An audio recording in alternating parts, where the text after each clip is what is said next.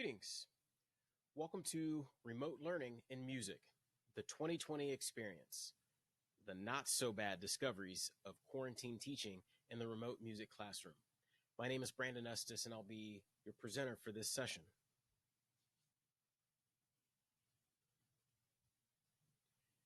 We've all been tasked with the new reality of teaching music, now in this digital or remote platform.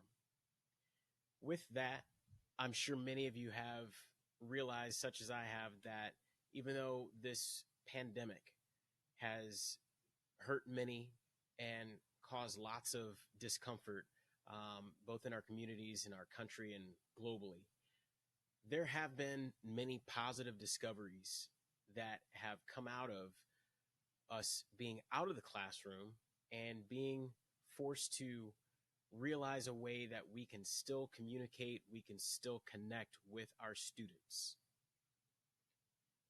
Many of these different platforms have come through communication, through music performance, through video sharing, and if you're a music production person, there's even web-based digital audio workstations that you can utilize to still make learning from a remote standpoint functional.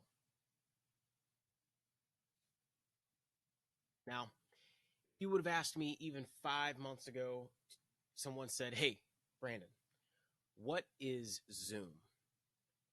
I might have responded with this. Okay, I'll be honest. I wasn't even born in 1972, but I have heard about this show from 1972 called Zoom. Had to look it up myself.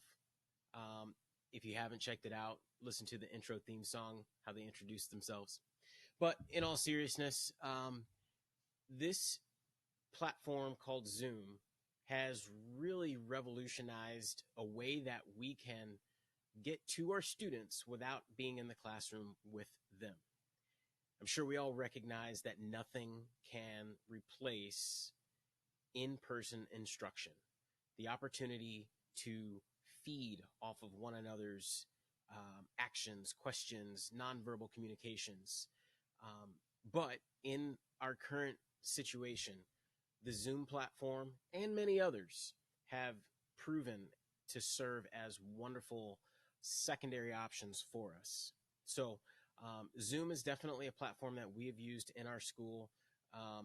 But again, there are many others out there, and we do encourage you to research what works best and what's most appropriate for you, your students, and your school district. So in this session, we're going to explore the many web-based resources, methods, and future-forward ideas for connecting and engaging students in various music disciplines specifically through a new lens. For many of us, that's going to be something new. And especially if you're not a tech-savvy person, this has been a great opportunity to kind of stretch those muscles or flex those muscles, if you will, on some new tech options. So a little bit about me. My name is Brandon Estes, and I serve as one of the band directors at Naperville Central High School. We're located just about 25 miles outside of Chicago. I am a native of Houston myself, but going into my 11th year here at Naperville Central and my 15th year of teaching. As you can see, my primary instrument is percussion. Here at the school, I do co-teach our band program with my wonderful colleague, DJ Allstott. I also have the fortune of acting as facilitator for our PLC, our Fine Arts Music Department PLC team that does include my colleague, DJ Allstott, Kelly Melcars, and Jesse Gross. I have to acknowledge these people because much of the content that I'm going to present today is not just things that I've come across, but these are things that we have discovered as a team, and we are continuing to work on what is going to function the best for our needs and for our program. So a huge heads up and a huge thanks to my wonderful colleagues. And I'd be remiss if I didn't acknowledge my wonderful wife, Natasha, and two girls, Bailey and Harper.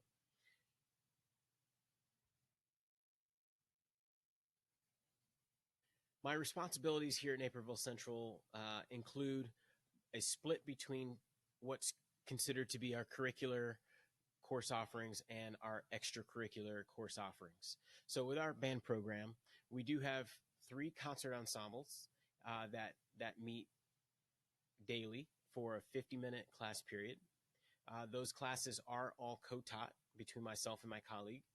Um, we do offer a percussion techniques class that is offered within our third ensemble, where we'll split, and I primarily will work with the percussionists, and my colleague will work with the wind players. Outside of that, I'm the primary director for our second tiered ensemble, our wind symphony, and my colleague DJ is the primary instructor for uh, our first tiered ensemble, which is the wind ensemble. I'm also responsible for teaching our music theory course and also our music production course. Outside of the class day, I manage the Jazz 2, our secondary or our second tier jazz ensemble of three. I'm also the head director for our marching band, the Marching Red Hawks, and I also serve as the co-director for our drum show, which is a staged percussion ensemble. If you've never seen it, hopefully you can make it out to a NCHS drum show at some time in the future. So this brings us to the big question. Going into the big pandemic, going into a quarantine and removal from our classrooms, how did we adapt our teaching strategies with the COVID-19 pandemic? I'm sure many of you were like me. As soon as we got the message that school was going to be canceled for a duration, we sort of went into, okay, let's figure this out, because we need to figure out how to keep music making going with our students, because from a social, emotional standpoint, our students need this. So we'll start with identifying these are the primary tech that we use here at Naperville Central, and I can say that I have primarily used within my classes. So we use Canvas throughout the district, or I'll at least say at the high school level. We also have access to the G Suite, or the Google Suite of apps. So Google Drive, Google Docs, Google Sheets, surveys, the whole nine. But as far as an academic learning management system, Canvas is the platform that we have access to, and I have made a lot of progress in utilizing with my classes.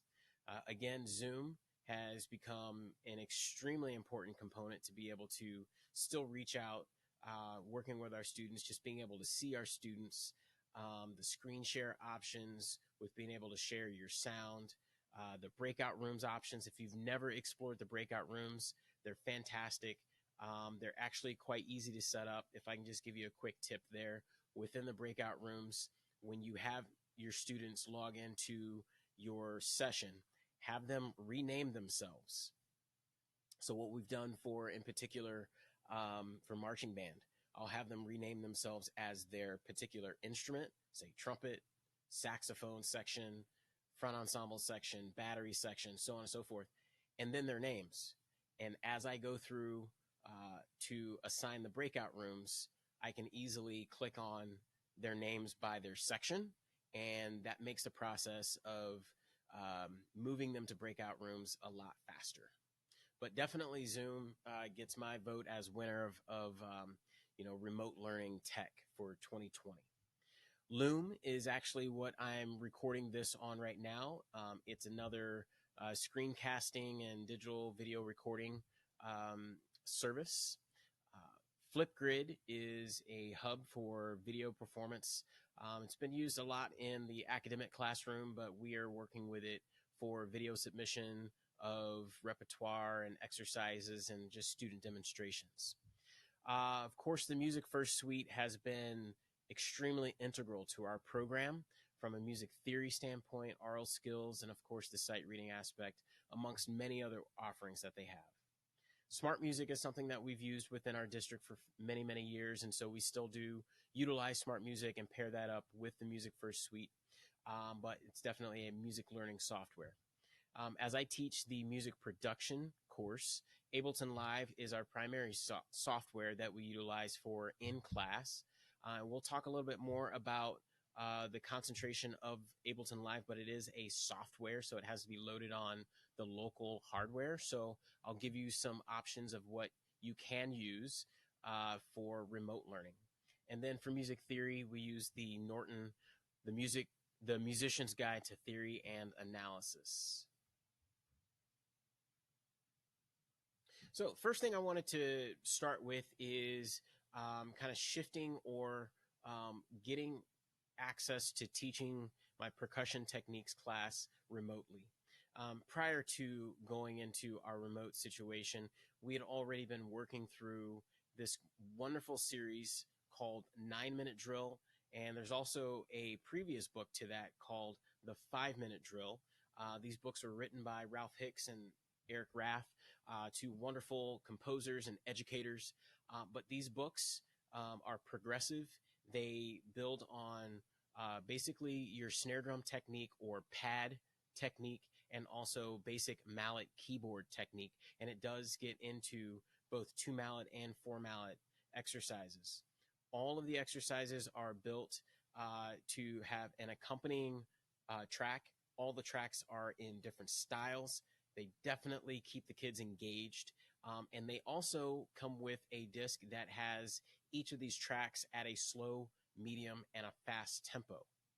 So here is an example of what one of the pad excerpts might sound like.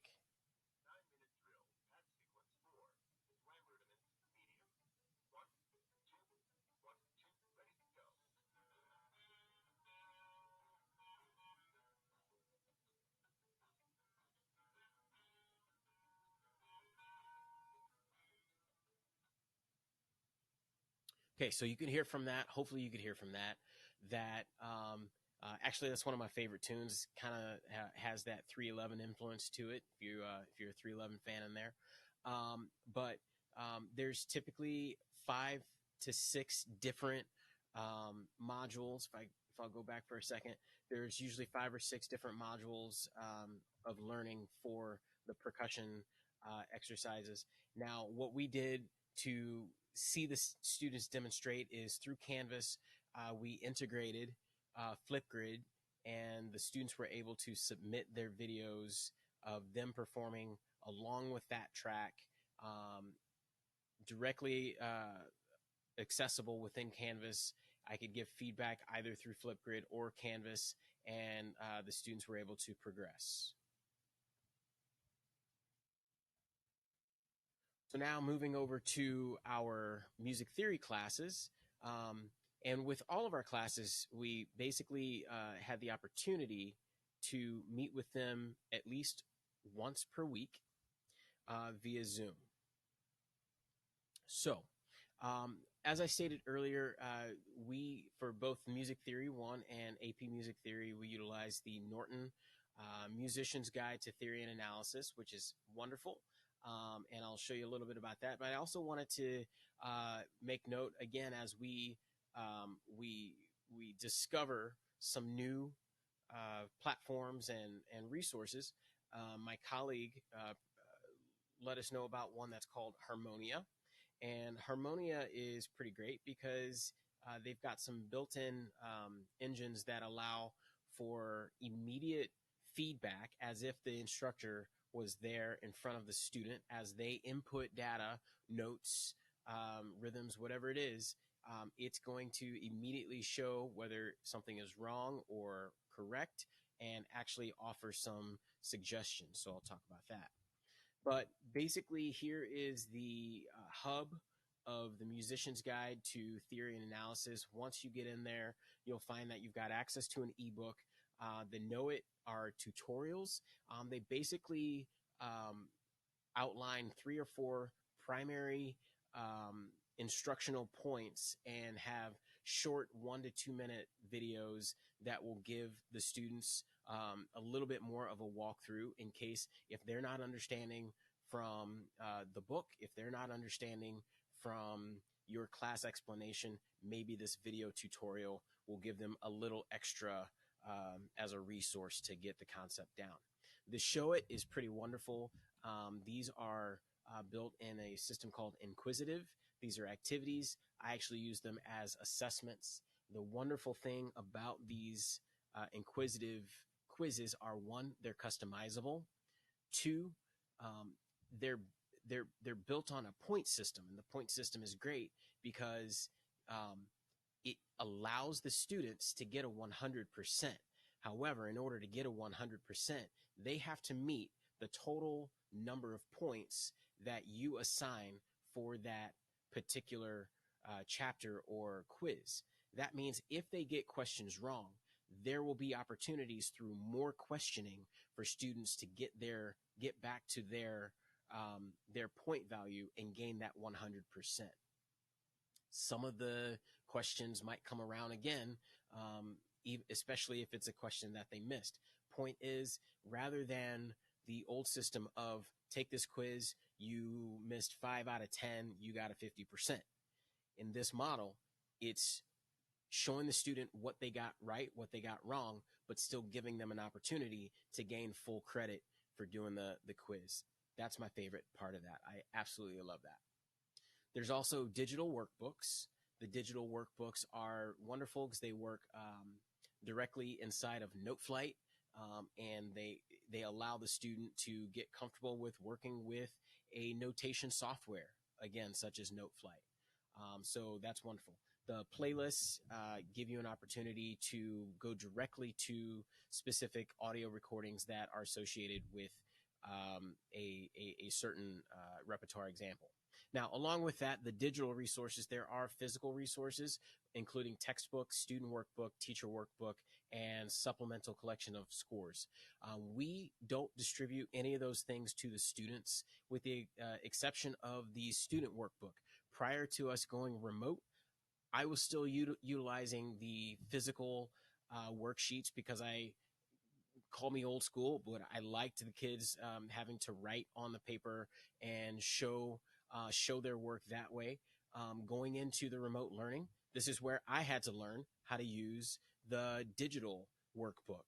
And after a little bit of trial and error and making a couple of Loom videos, instructional videos for the kids on how to access and how to input, it was actually a really great experience for the students to be able to still work on submitting workbook assignments, and it definitely allows for teachers to give feedback that's going to be accessible to the students if they open that up. So that is the Norton, the Musician's Guide to Theory and Analysis.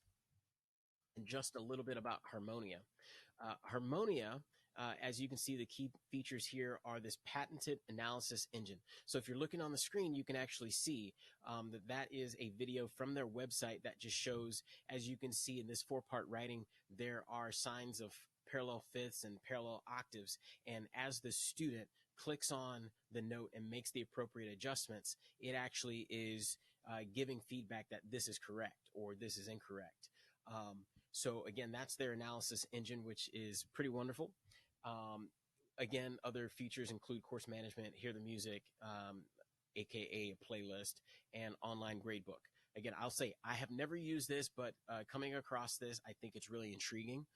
What I will say just from an external glance is that maybe it's more fitting for the collegiate level or the AP music theory.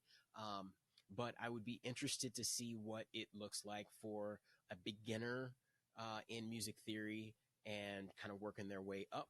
But at this point, we are still utilizing the Norton and very happy with it at this time. So moving along to Music Production 1. At this right now, we only have one level of music production, but are looking forward to expanding that to a second and potentially even a third tiered music production class in the future. With that, as we went into quarantine, we did hold Zoom class meetings basically as needed. With music production, there's more projects and there's more project work time. So I would basically hold a meeting to introduce a new project, a new concept, sometimes a Loom video, instructional video, but for the most part, we were doing a Zoom call to just so I could check in. Again, that social emotional piece for me to see the kids to see the kids. For the class, the primary softwares that we use are Ableton Live, the standard edition. Again, that is it is a software based or local software based program. Again, I'll talk a little bit more about that. We utilize Canvas for basically deploying, distributing the assignments with all of the details, utilizing the calendar function, due dates, and those sorts of things. Going into the remote quarantine, some of you may know of a program called Soundtrap. Soundtrap, like many other programs, gave at least the first month and then changed it to a 3-month free subscription to be able to utilize Soundtrap so that learning could still exist. So I'll talk a little bit more about Soundtrap soon. SoundCloud, we had already had SoundCloud set up. SoundCloud is basically a cloud-based music folder. You can upload music. You can share music. It's a great place to find new music and new artists. But with SoundCloud, that was where we privately shared or stored our final recordings of projects. And then we would do things like listening parties. And especially when it came to our remote learning, the access to SoundCloud for these listening parties was very vital. The Shed is another fantastic resource and Edpuzzle for watching videos and being able to discuss and give questioning. If you're not familiar with Edpuzzle, again, great opportunity to find videos via many different sources. You can stop the video in a certain place, add a question, and the students, as they watch the video, they'll get to that question, they'll answer the question, and as long as the parameters are set appropriately, it will auto-grade those questions for you. But you do have the opportunity to manually grade things as well. So this is Ableton Live. This is the primary DAW or digital audio workstation that we use for music production. I absolutely love Ableton Live. It is by far my favorite DAW to use. I've used Pro Tools, I've used Logic Pro, I've used GarageBand. There's nothing wrong with any of those other programs. And if they're your favorite, by all means. But I love Ableton Live for the many features that it has that are unique to those other DAWs. So first off, there are 3 different levels of Ableton Live. There's the intro level, which is $99, standard level, which is $449, and the suite level, which is $749. Taking all of this information directly from their website, I would hope that there would be educational pricing for licenses in a classroom if you were interested in that. But there's extensive loops, samples, effects at each level. And of course, as you move up a level, it goes from a lot to a lot more to everything in the kitchen sink. And the suite level is really sweet. It has so many loops, samples, effects. I mean, it's outrageous. It's actually more, especially for a beginner class, it's more than you might need, but at the same time, it allows for some differentiation. If you've got those students that know a little bit more, are a little bit ahead of the curve, and some extension for them to be able to work separately. But here is the biggest factor that makes Ableton Live different. It's got 2 different views. The arrangement view is your typical horizontal view that you would use in any other DAW. Okay, but the session view, and that's what you see on the screen with these, you'll see sort of these columns and the little rectangles that are color-coded and whatnot. Those are called clips. And what happens is each one of those columns is its own, its own sound, its own MIDI or audio clip. So what you can do is you can create sort of a jam session. if you start off with clip 1 in your percussion rack and then go to clip 2 in your bass rack and go to clip 3 in your lead vocal rack, and then you can kind of pick and choose which ones you want to use along the way. It really allows you to recreate your sessions and your projects every single time. So it's such an awesome feature. I absolutely love that. However, as of right now, Ableton Live does not have a virtual version of their product, which makes me sad. I will say that via Facebook, I've put out some feelers. They are responsive. They don't currently have anything. I'm hopeful that they're putting some things together. But again, I know how extensive of a project that can be. With that, to wrap up Ableton Live, it's very user-friendly. It's educational along the way. What I mean by that is that they've got down in the left-hand corner, if you hover over any aspect of the Ableton Live screen, there are tips and tricks and how-tos of what that function is, and quick keys, shortcuts, things like that. Visit their website. They've got, if you don't know how to use a DAW, they've got so many videos, how to start, how to extend. Again, very educational. Soundtrap. Soundtrap, again, I did not have a ton of experience prior to the quarantine, but I call it a semi-professional DAW just in the sense that while it does have a lot of loops and virtual instruments, there are some minor limitations, but it also has some elements that make it, pretty unique in itself. But it is completely cloud-based. It is a subscription service, and what I did find on their website is that they do have an education plan that is basically licenses or seats. It's $249 per year with a minimum of 50 seats. Now, as you increase the number of seats, that price does go up, but $249 a year for a class. For instance, my class at my high school only has 24 seats. If my sister high school maybe has another 25 or 26 seats, our district could potentially get away with something like 50 to 60 different seats for a very manageable price. So that's really, really great. It also comes with a first month free test drive, so check that out.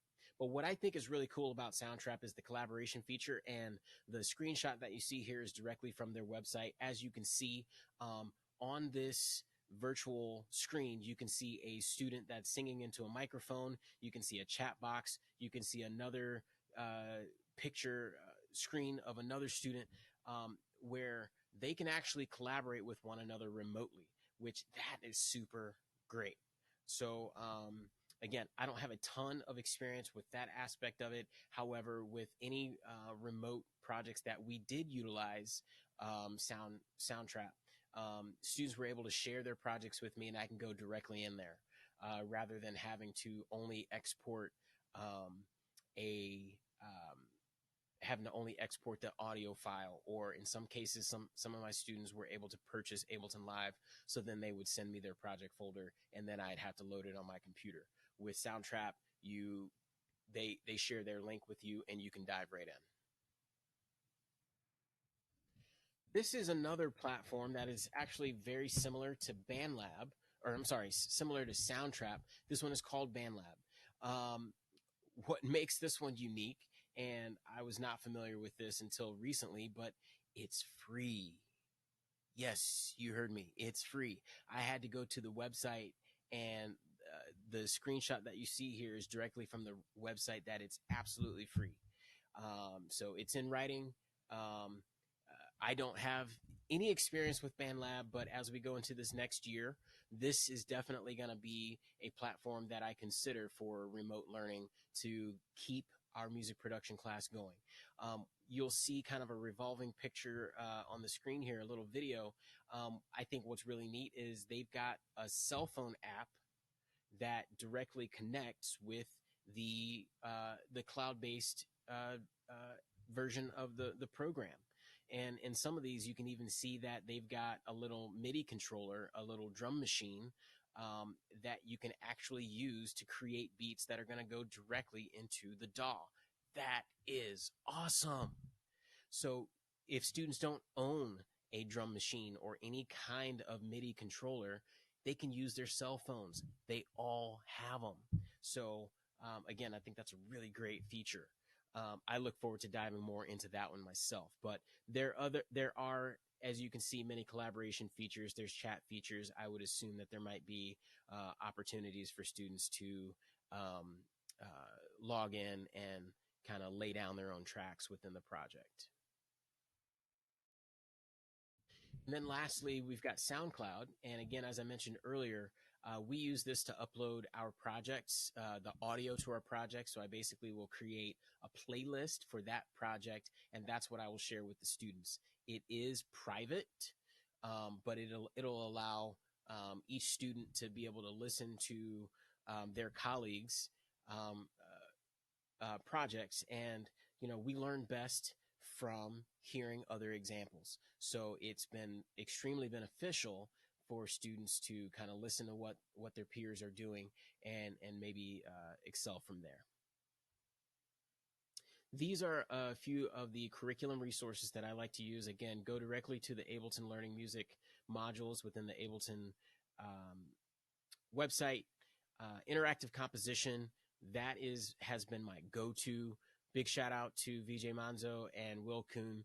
I haven't been able to find many other written out curriculums with projects, and not even just projects, but step-by-step instructions on how to create a trap beat, how to create a house track, how to use automation, how to all these different things. And they've got that in this book. So if you have not seen that, go and get it. VJ Manzo also has another resource that is particular to just music production techniques in general. It is not proprietary to any particular DAW, so it's really good if you are working with other DAWs. Interactive composition specifically does follow with use within Ableton Live. And then lastly, The Shed. Big shout out to Bob Habersat. He has done a ridiculously awesome job with The Shed. And over quarantine, he has now created remote curriculum that you can pay for subscriptions to have access to, from what I understand, everything that he's got to offer there. And it's just absolutely wonderful. So check out Bob Habersat, The Shed. Check him out on YouTube. He's an educator, and he's doing a really, really great job with getting content out there for music production. All right, next we go into our marching band. So obviously being under quarantine and having many restrictions, we were not able to meet over the course of the summer as we typically would have. And matter of fact, right when we went into quarantine is when we were going to have our information sessions and signups. We missed it literally the day that we went out. That following Monday was going to be our information session and our signups. So what we did was I created a video via Loom along with a PowerPoint presentation, and I was able to blast that out to our, of course, our students here at the high school, got it over to our middle school students, and then created a Google Doc that students were able to sign up. That was wonderful. We had a great turnout, and we have a great marching band list of students, and shout out to the Marching Redhawks. Also with that, we needed to go through our marching percussion auditions. So for the battery and the front ensemble students. So with that, we decided to try out Zoom. And we held our auditions virtually for the very, very first time. So it was great. There were definitely some shortfalls. The biggest thing, obviously, is you can't play along with students via Zoom. There's nothing in the world right now, to my understanding, that will allow, with the concept of latency, for you to play on your computer and your bandwidth and your Wi-Fi along with a student that is 10, 20, 30, or however many miles away from you simultaneously. There's going to be latency or a delay. So we did not any audio that was played was from the student side. So one of my ideas initially was for me to control the metronome and the students play along with the metronome. But again, the time that it took for the audio to send from my computer to the students in real time was horrible. So we just had the students play along with their own, be prepared to play along with their own metronomes. The other things is that if students or even our computers had bad connections or bad bandwidth, you had freezes, you had things just holding up on you. So that was tricky. However, we were able to get through the process. We were able to make our decisions, and we're very happy with the decisions that we've made. So with that, once we had all of our students signed up for marching band, we wanted to find a way to maintain engagement with them over the course of the summer. And this has been a dream of mine for a very, very long time. And finding that platform has been a struggle. Canvas has been that platform for me, and it's absolutely wonderful. It's approved by our district. It's safe. I know that there are some programs that might utilize something like a Facebook, like a private Facebook group. And, hats off to you. For me, I just didn't feel comfortable with kids signing up for Facebook if they weren't on Facebook and having to utilize that as our platform. So we wanted to make sure that we're using school and district approved platforms. So Canvas has been that in addition to Flipgrid to be able to get those demonstrations of students and collect them in a neat and orderly fashion. So this is a screenshot of our Marching Red Hawks Canvas page, and this is specifically our Flipgrid. And I show you this because I want you to see that Flipgrid does integrate directly within Canvas. So technically, when I set up these assignments, I don't have to step outside of Canvas to create the Flipgrids. I can edit all of the details for the Flipgrid directly within Canvas.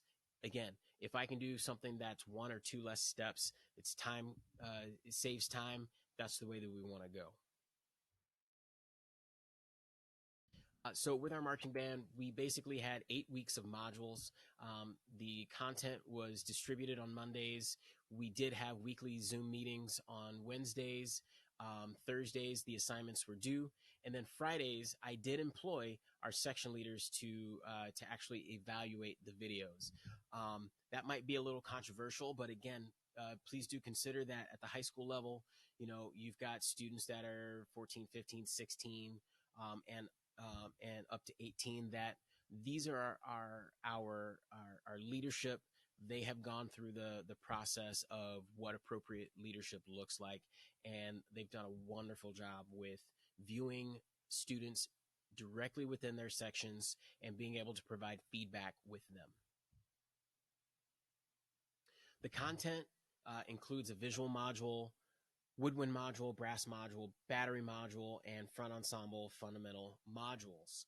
I did employ our staff members to collaborate with one another and actually create and structure the content. From there, they would send me through a shared Google folder, our staff folder. I would take their content and then I place that into the Canvas. It is a little bit time consuming to create all of that, moving the content into the modules, adding the Flipgrids. But again, now that the structure is there, we'll be able to copy, paste, restructure whatever we need to from here on out. Just a little bit more rationale behind our Zoom meetings on Wednesdays. Basically, again, social emotional aspect. It was great to see the kids. It was great for the kids to see each other. We also utilized the breakout rooms option within Zoom, as I mentioned earlier. So again, very, very beneficial. Looking at the student evaluation process, we used a 3-tiered evaluation system. So basically, I gave the section leaders a Google survey that they basically gave their section students a 3. They passed, a 2 meant that the section leader would reach out to them directly and provide more feedback in addition to their written feedback. And if a student got a 1, that's when myself and or a staff member would connect with that student to provide a little bit more in-depth feedback from a teacher. Here's just a couple of screenshots of what those modules look like. As you can see to the left, that's with all of them sort of collapsed, what all of those modules would look like. In the middle, this is just a screenshot of what the woodwind performance module. You can see module 1, it does go all the way through module 8, but you can see we typically tried to keep it within 4 to 5 different objectives, and typically that 5th objective was their actual performance assessment. Within that, you can see to the right some of the exercises or the flip grids where the individual sections would submit their demonstrations. Cool thing about Flipgrid is that they've got an option. You can add pictures or GIFs as the icons, and I just wanted to make it kind of fun. You've got Ron Burgundy there. You've got the timpani player from the movie Spaceballs. You've got, you know, animated conductors. So again, just trying to keep things like lighthearted for the kids. This is an example of a Flipgrid. You can see within, this is what a student would submit. Here, leave a vibe. You can star it, means that we want to come back to that. It's one that everybody should watch. You can say that it's fire. Over here, these are areas that you can provide feedback. You can do comments here. You can actually record yourself and give a video feedback and provide that back to the student. But here's a quick video of what that might look like.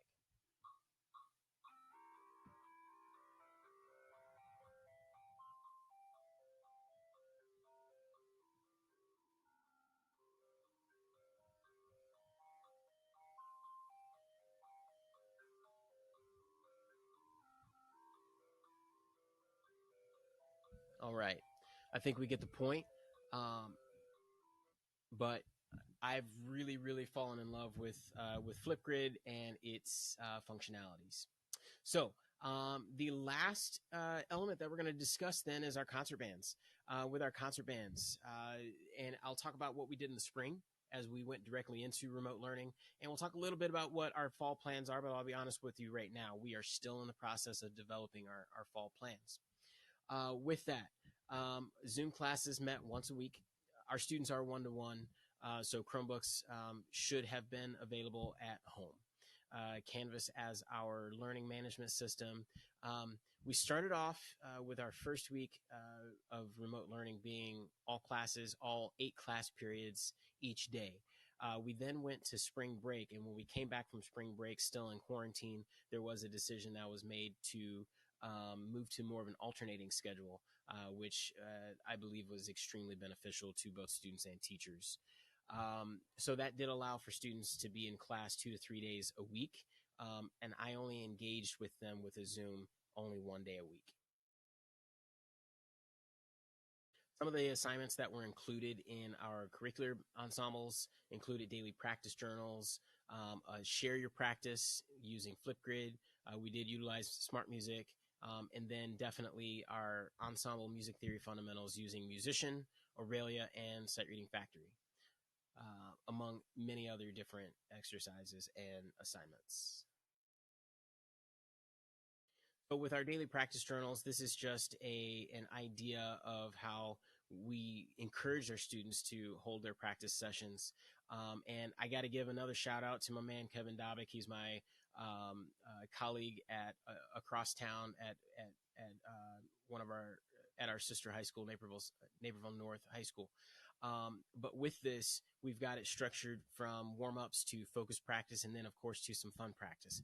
Just basically giving them the keys to open up whatever they would like to within smart music and just really have some fun with it. But you can see within our focus practice, there were definitely opportunities for repertoire, method books, solos, ensembles, etudes, all sorts of things. So again, within smart music, this was, you can create units. And so what I did was I found, four, five, six different pieces. And these are the ones that I recommended for them. If they didn't know what to find, start with these, peruse, listen to them, follow your part, and then maybe you can use this as your ensemble rep. Some students, they got creative and found pieces on their own. Excellent. But if they didn't know where to go, these were some recommendations for them. Many students did choose first suite and E flat, more so our woodwind and definitely clarinet players, but that was a class favorite. So moving over to the music first suite. Um, uh, we've been using music first for a few years now, and if you have not started using music first and musician, Aurelia, Sight Reading Factory, I definitely encourage you to check it out. This was when we went into our e-learning. We started creating some Sight Reading Factory. SRF stands for Sight Reading Factory assignments. You'll see if it says CYOA, we tried to make a lot of things choose your own adventure. So with that, if they were rhythm exercises or melodic sight reading exercises, we gave them basic parameters, but then they could sort of choose their own adventure as far as a minimum level, or they could go up if they wanted to from there. You'll also see I've got an example of an interval comparison and interval recognition exercise using the Aurelia Aural Skills software. So this is an example of a sight reading factory example. Again, you can see I've got my content built in there, and then I've got a quick screenshot of what you would have found from that sight reading example on there. Different things that you can customize yourself. The type of meter, the type of rhythms, the amount of time that they have to practice it before they perform it, metronome markings, all of those sorts of things. This is what it would look like when the students open up Aurelia to access their aural training exercises. And here I've got two different exercises. One is interval comparison and one is interval recognition. So the first one is interval comparison, and we'll take a listen.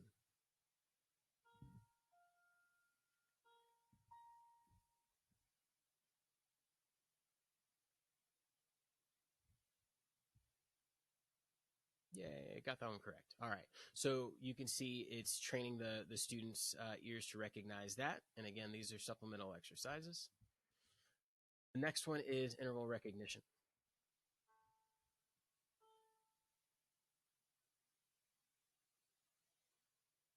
All right. And again, this is just a small screenshot, but you will always get feedback. If you got it wrong, it'll show you what the answer that you placed versus what the correct answer would have been. So as we move into the fall, our options are we're moving towards a hybrid model. Basically, students are 2 days in, 3 days out, synchronous learning, and then 2 to 3 days of asynchronous learning, basically where they need to be working on something that they can do without the teacher in front of them. We do have an online academy. Right now, art and music is not or is to be determined on if that will be included. Some of the things that we are considering for Naperville Central include a continuation of our ensemble music theory fundamentals, which we've actually already restructured. Really excited about that aspect of it. And then consideration of flexible band repertoire. And there's some really great things that are happening through the Creative Repertoire Initiative. I'll talk a little bit more about that. And then lastly, indoor performances are going to be quite tricky this year. So if we're planning on what some outdoor venues might look like, what maybe a live stream might look like, but many of us are definitely familiar with the virtual performance option as well. So here you'll find this is basically a breakdown of the units that we're doing with our theory fundamentals, and each unit is broken, or each element is broken down by month. So our plan for September, rhythm; October, pitch; November, key signatures; December, we'll have a first semester summative; then January, terms; February, ear training; March, harmony; and then we'll go back to a review, and then by May, we'll do a comprehensive summative. The idea is not to bombard them with this every single day. The assignments are broken up over a week's time per assignment, if not more time per assignment, but so that we are definitely getting to each element each month. This is what it looks like from how we categorize and customize the assignments. We basically went into Music First Musician and found the rhythm examples and the different categories that Music First has already employed. This is what the September rhythm lesson would look like for the intro level 1 students. It includes those 4 aspects. And again, you can include and mix and match as many different elements that you would like to. This is the Creative Repertoire Initiative. Again, I encourage you to check them out on Facebook. There's a lot of great information about what they're doing. They are connected with the Win Repertoire Project, and if you go to this site, you can see some of the names that are part of this initiative. Include Robert Ambrose, Brian Balmages, Stephen Bryant, Michael Dougherty, Julie Giroux, Jennifer Jolly, John Mackey, Peter Meechan, Alex Shapiro, Omar Thomas, Frank DeKelly, Eric Whitaker. And I'm sure the names, the list is expanding. But definitely check them out, because as for band and performance ensembles, we need to be looking at what can we do with flexible pieces, what can we do with adapting previously written music. But some of these guys have already written some actually wonderful pieces that are written more in the flexible manner like you would do with beginning band, but for the intermediate and advanced ensembles. So definitely check them out. And then with virtual band ensembles or virtual performances, they are awesome, okay? They definitely display your program, individual musicianship. They are fantastic. They are also very time consuming to create. I've created one, not yet for the band program, but for another project. It took me 40 hours to go through all of the steps to get it done. It came out wonderfully. I don't have that video to share with you right now, but it is very, very time intensive. So unless you've got someone in-house that's prepared to kind of go through that process, they're not as easy as they look when you see them on YouTube. But again, benefits include opportunity for students to learn various recording techniques, and that is if you can use one of those DAWs, those digital audio workstations like BandLab or Soundtrap, get them to record themselves digitally, virtually, have all of the students lay down their own track to the piece, and then maybe you can consolidate everything to that click track and get that virtual ensemble performance. Also, the big thing for me, the process of recording themselves increases learning engagement as it encourages students to submit their best work. That's one of my favorite phrases, their best work.